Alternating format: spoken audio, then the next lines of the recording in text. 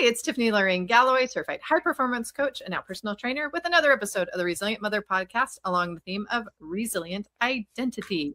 So I have Maz with me today of Wellbeing Collective. Thank you for being here. Please tell us more about you. Yes, thank you for having me. So I wear many titles. So I'm a mother, the hardest job of all. Of course, you know that, Tiffany, especially when you're raising girls. But yeah, amongst other things, I am a mental health and well-being coach, author, speaker, still practice as a social worker in mental health services, and all those lovely things. So thank you for having me. How would you define resilience with all the work that you do?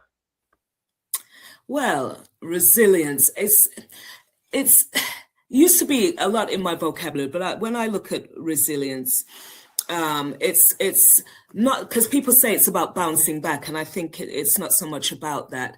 You don't want to go from where you were originally, particularly if you're someone who's a survivor or if you've had a lot of trauma in your life.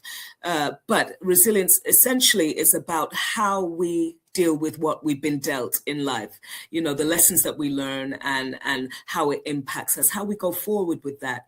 And it actually ties into the work I do with women and others, and the book I wrote about Arise Kintsugi Queens. So I don't know, Tiffany, if you're familiar with the concept of Kintsugi, which is a Japanese principle. So, you know, when they break the pottery, they repair it with gold. And it's just a metaphor for our life. So that signifies resilience to me. You know, it's embracing our imperfections and you know, seeing beauty in the imperfections. I actually had the experience of going to a retreat where that was one of the first things we did as a group was we got to take clay pots and break them and then put them back together. What was kind of cool about mine is like it had the letter A on it. And so somebody made that special, like an angel was watching over me or something. And now when I have pieces break and I bring them back together, I like to see what the shape is of maybe what the missing piece is or what makes it more beautiful the next time around. And I actually have a gold vase over here that it actually broke in the shape of a heart. So there's this little heart missing. So it actually makes it more unique and more special to me now, even though it fell to pieces. And sometimes I think we can feel like our lives fall to pieces or they completely change or they shatter and we're picking up pieces or whatnot. And as a mother, that's really hard, especially if something happens with our children or pregnancy or marriage or the family relationship or something comes our way we just weren't expecting. I think those are the moments that really show us, what are we going to make of this material that's left? What are we going to make and who are we now? And I think that's always what motherhood is this evolving identity of who we thought we were going to be, who we're being asked to be in the moment, and who we need to be moving forward to support our families. So when you work with mothers, what in particular do you like to strive with for them to help support them? Well, mothers or any nurturers, because they're not all mothers. Some are caregivers in other capacities, might be even looking after their elderly parents. But the common thing that they share, and that I still have, even though mine is grown up now, is it's your identity. Actually, it's that, like you just surmised there, in terms of who we need to be, who we were, who we're becoming, all of those things. But the common message is about, you know, often I find myself telling them that, you know, you looking after yourself is not selfish. Yes, you're a mother, but you're allowed to have a life as well outside of that. I found that out when my daughter was in her teenage years, you know, when they become more independent and they don't need you so much. And it dawned on me one day, I thought, I'm going to be left here alone and I don't have any friends, I don't have any social life. So I thought, I've got to get myself together, because she was going out having a great time. I was sitting at home waiting for her. So that was the thing. So it's very much about, yes, your identity as a mother, but you're someone else, just like you, Tiffany. You're many things. You're not just someone's mother. And it's about finding those meaningful things in life that will sustain you. Because when our children act up and disgrace us or do other things, or when life just is lifing, we come back to the thing about who are we? Who am I when I'm not being a mother or what have you. So I always tell people, please, because burnout is a common thing in people who provide care. So whether you're a mother or caregiver, you may even be a teacher or a reverend. I coached a reverend the other day, which was quite interesting. But it's about you giving out, and you cannot do that at the expense of your health. So it starts with you. You yourself must be at your optimum best. Your well-being is paramount, because you cannot function if you are not, and we say, especially our health is our wealth, but, it's Mental Health Awareness Month. So without that, we can be successful in other areas, but without your mental health, it's very hard to live this life.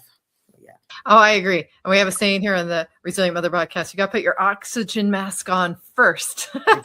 Yes. If you can't breathe, you're not going to be able to help anybody else. So what are some tools that you give women to do that with? I like to work around identity with kind of this idea of helping them catch when they're talking about their past, present, and future self, because then you can tell where their mind is and if they're really stepping into the identity that they want to be in, or if they're stuck in an old story. What are some things that you do? Yeah, I mean, it depends, but because my belief is, it comes back to the basis of that we are tripart beings. So, whatever approach we have to have a holistic approach. So yes, we, just like when you go to the doctor, often we treat the symptoms, but I want to know what is the story that you're telling yourself? So we have to connect that. We have a physical body, we have a soul, we have a spirit. What is going on? We might be feeling great in the spirit, but our soul, which is our mind, will, and emotions, is deceiving us. We're self-sabotaging. What's going on there? What's at the root? And especially this narrative of being an alpha female and even a strong woman, all a superwoman, whatever trope that you wear, whatever the mask is, it's about reframing that. So I do a lot of person-centered work around that. But yeah, it's around the stories that we tell ourselves, and just like a faulty piece of software, we have to clean the viruses off the computer. So that's what I tend to do. Especially these women, they're like you and me, Tiffany. They may be high achieving, and you would think, well, why are you struggling in this area? They're on paper successful CEOs. 6 figures, all of that. Their children, they live in children are angels, seemingly. But it's this thing. It's a common thing that I don't know if it's just us women, but often they think, I'm not good enough, or I'm not worthy. I don't matter. So even though I've got all this money, I'm going to spend it. I'm going to spoil the kids, or I'm going to spend it because I don't think I'm worthy of it. I shouldn't have relationships, or whatever the thought distortion is. So that's where I start mainly. Yeah. And I feel like as a coach, you have to really listen to find it and find the pattern. And then you have to give it back to them, because they often don't hear the pattern that they're saying, or the story that they're saying. Like, did you hear what you just said? But then the next thing you said contradicted it. They're often that way. Yes. But then when they find that pattern to break and they're willing to really acknowledge it, the breakthroughs that happen for people are quite amazing. And that's my favorite part of coaching, is when like kind of lights come back on, or the aha, or like, oh, I finally moved past that. And I think it's really important for moms, because we need to be that example of continual growth, and that, yeah, we have times we fall down and we get back up and we're stronger for it. And that's just part of life. It shouldn't be a surprise. You're not failing. If you're failing, that's actually progress, because that means you're trying, right? Exactly. Yeah. And so I like meditation. I like journaling. I like high performance habits. And then I glean from all my guests that come on the podcast, and I learn all sorts of great strategies. If you had some top strategies for a mother in particular to maybe fill her cup up, if she doesn't know how to do that in the same way anymore, because she's mom now, it's a different chapter. Like, for example, I used to do a lot of community theater. I did a lot of music kind of things, but those take lots of hours of practice, and they take a lot of time. So I have to find littler ways to put that into my day. What are some ways that maybe someone who hasn't figured out how to do that yet, how do you guide them? Yeah, it's difficult, because a lot of the women I work with, they also have older children, but it can be difficult. I remember feeling quite trapped, and especially if you're a single parent, because, as they say, it takes a village. So you may not be able to engage with the activities that you once did.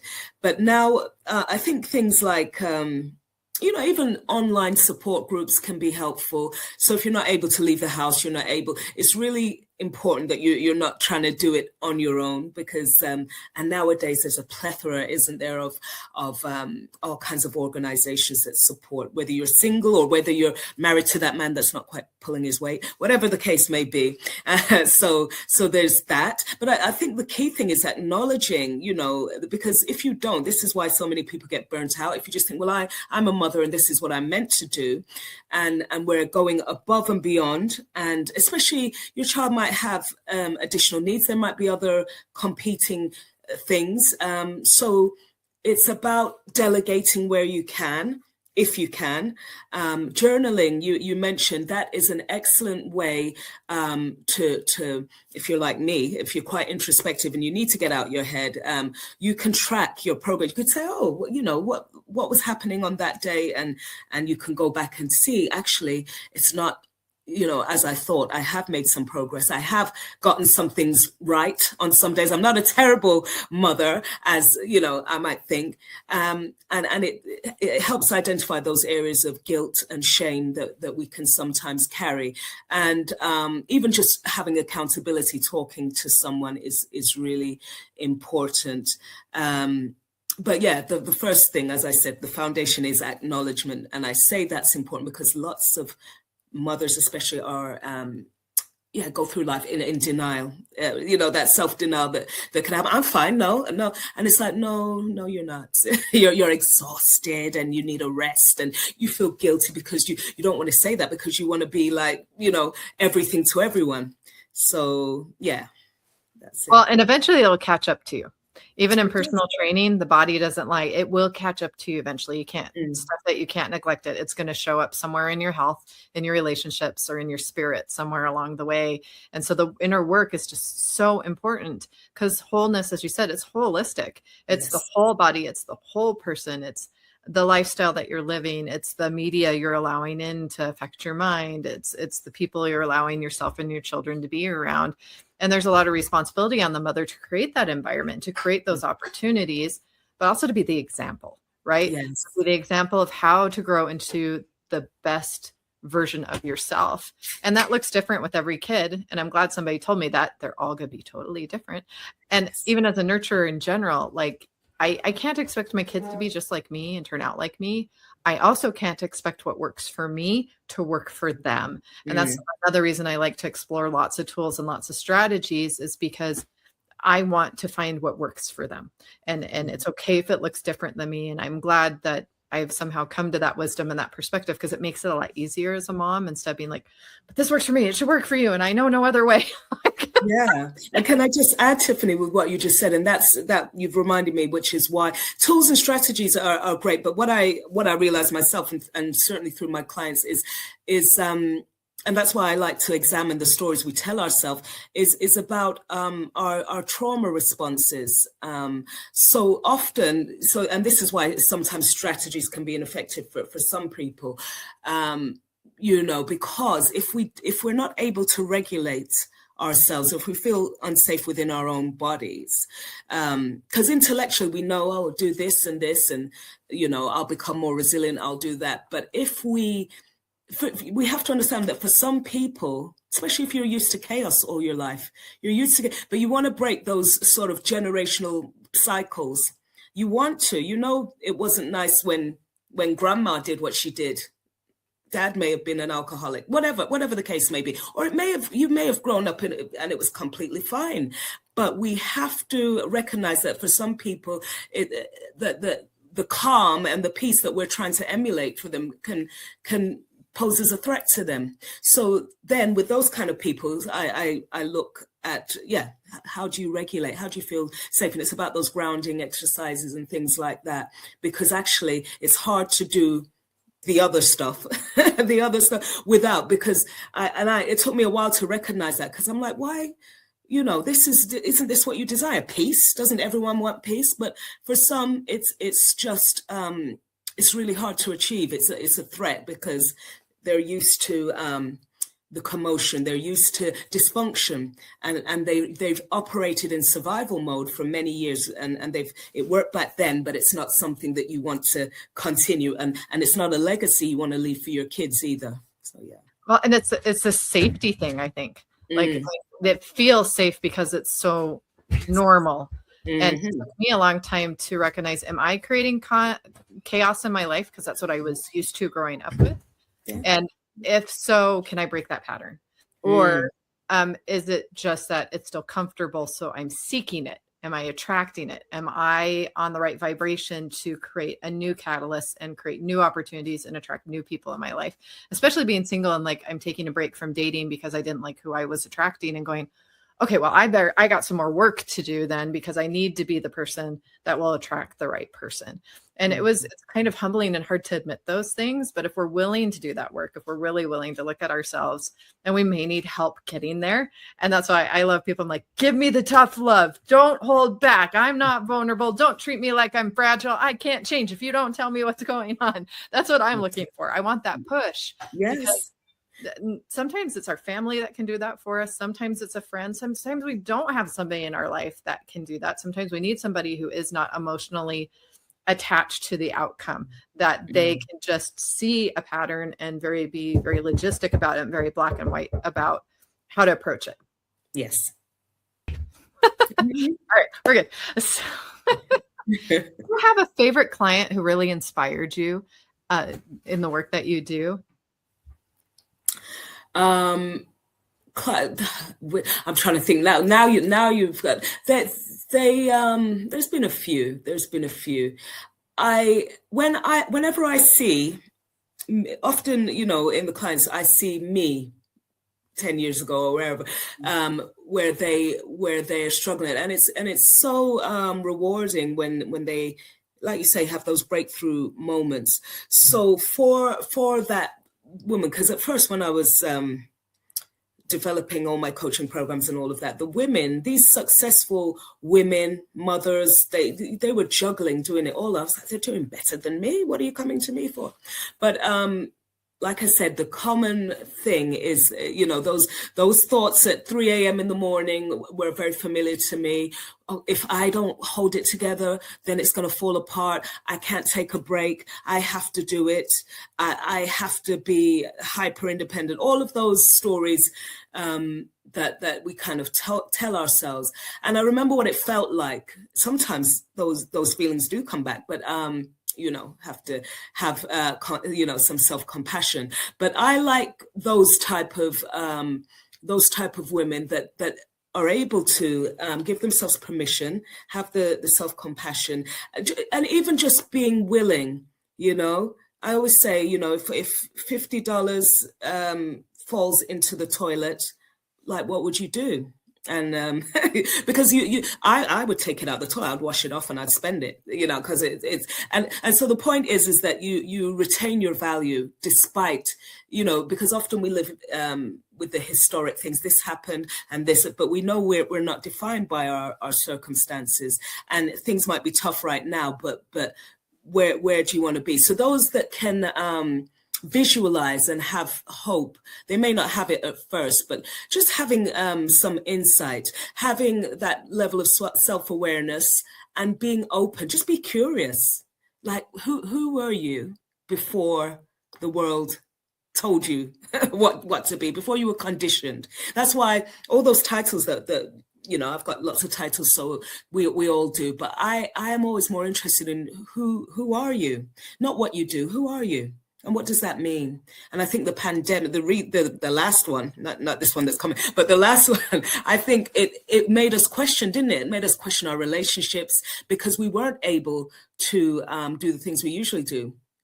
Some people lost their jobs, lost their lives. So those kind of life quakes, as we call them, can cause us to reflect. So I love that kind of thing, because it means it develops your resilience.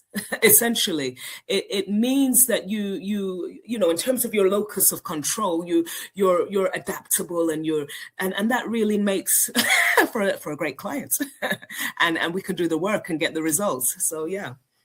Yeah, because there are people that can get kind of stuck in one emotion or in one thing, and they don't. And it's interesting to me to watch people who are, because I don't think I've ever been that person. I may have had a period of time where I was like struggling with something, but I always have been able to move, right? Yes. And so when you get someone that's like, I want to work with you, you want to be the solution for them. You want to be, but sometimes it may be a different coach. It may be a different person. And some people get frustrated with that because they want to get the results for the clients. That's the whole point, right? But Yes. sometimes I think it's planting seeds. It's being an influence. It's maybe giving a level of awareness they were ready for. Maybe they weren't ready yet. It's kind of like God doesn't give us anything until we're ready for it, right? We have our timing, we have our agenda, we have our agenda, our idea of when things and how things need to happen, but we don't have the whole perspective. And we just have to be compassionate with people and meet them where they are on their journey and see them for what they are.